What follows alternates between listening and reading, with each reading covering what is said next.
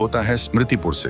बाहर से देखो तो बस एक आम गांव, कच्ची गलियां, बिना दरवाजा और खिड़कियों के घर और साधारण लोग। लेकिन स्मृतिपुर की पहचान ना खेतों से थी ना मंदिर से। गांव के चौक के बीच जंगली पत्तियों से लिपटी एक पुरानी कुर्सी रखी थी। कहते हैं जो भी इस कुर्सी पर बैठता वो अपना पूरा बीता हुआ वक्त देख लेता था, खुशियां भी, गम भी और वो पल भी जो कभी लौट कर नहीं आते। लेकिन इसके बदले कुर्सी अपना कर्ज वसूल करती थी। बैठने वाला या तो पागल हो जाता या फिर मौत उसे जल्दी अपने पास बुला लेती।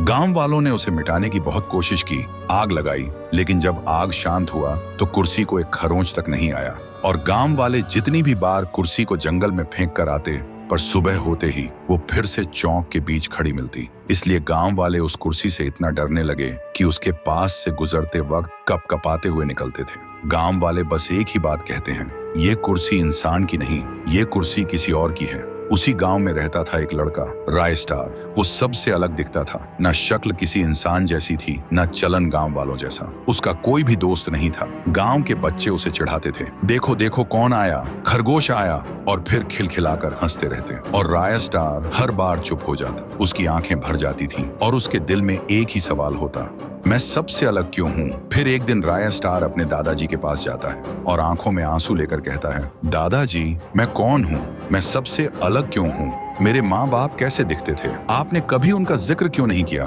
दादाजी क्या मैं इंसान नहीं हूँ, कहीं मैं एक एलियन तो नहीं। कुछ पल के लिए हवा थम जाती है। दादाजी राय स्टार की आंखों में देखते हैं पर कुछ नहीं बोलते। फिर हिचकिचाहट के साथ बोलता है, बेटा मेरा सिर चकरा रहा है, मुझे घर ले चलो। और उसी पल राय स्टार के दिल में एक और भी गहरा सवाल जन्म लेता है, दादाजी ने जवाब क्यों नहीं दिया, क्या वो सच में कुछ छुपा रहे हैं।